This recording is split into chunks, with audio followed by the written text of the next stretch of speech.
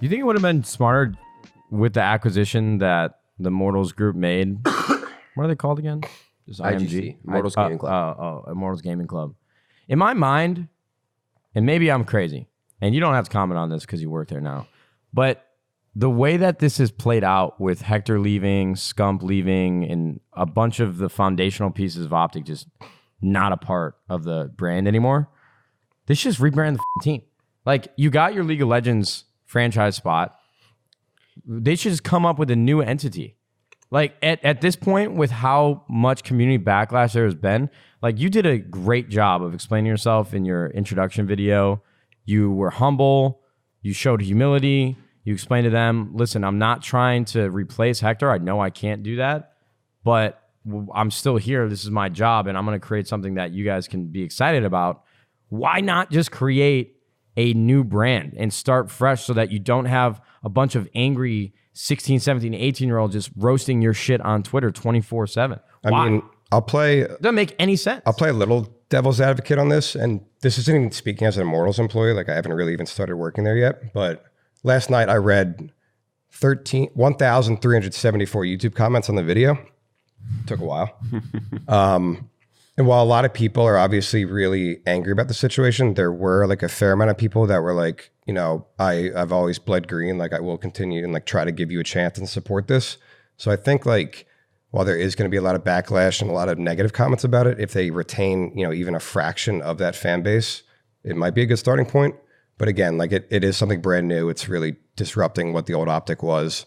See, I just think it's I truly just think it's short-sighted. I've caught wind of some of the players that might be on your team. I'm obviously not going to talk about that. But I feel like there's so much talent in the Call of Duty community, and a lot of the popular players are being spread out pretty well.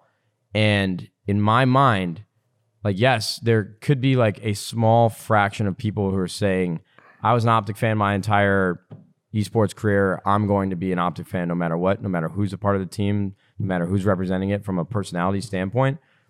You guys could have started a fresh new brand, fresh new team, and through how good your team is going to be. Yeah, we're going to be nasty. Build an organic and authentic fan base through that and that alone. I don't want to stay on this topic forever. I would just push back a little bit, and I'm probably somewhere in between. But I do think it's interesting that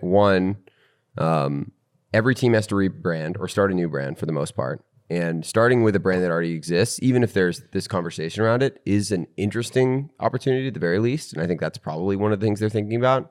They could be the LA OpTic, or they could be the LA random word. LA Oak Boys? Yeah, Oak Boys. That would be great. Which I think then you're starting completely from scratch, so that's a challenge. The other thing that I think is interesting and gets into a broader conversation about esports, and particularly the way Activision is doing it, is as we move into this world of franchising and city-based teams and a lot of that kind of thing, one of the things you see in traditional sports all the time is complete turnover over the course of whatever, 5 to 10 years of the players, sometimes the ownership group, sometimes the coaches, everyone. And the Yankees are still the Yankees. The Lakers are still the Lakers. The Clippers are still the Clippers, despite the Clippers looking completely different under Ballmer and now Kawhi and this new team.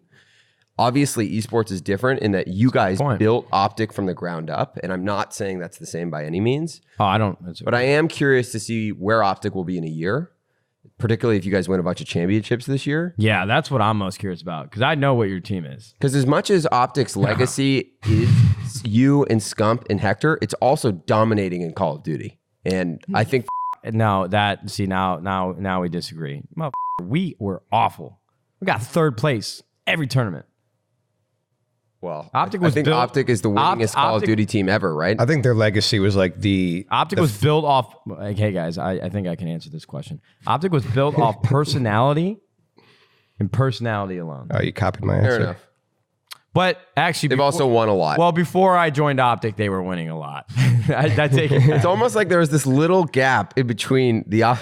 That's a great point, honestly. No, because it was Rambo, Merc, Scump, Big Timer, Proof on there. They were winning. And JCap, they were winning a lot. Long story short, I am interested to see. Obviously, Eric has a huge challenge on his hands. Obviously, a ton of people are going to go follow Hector or go follow other players or whatever it ends up being. But I don't think the OpTic brand is just going to disappear or die. And I am curious to see how it goes for him.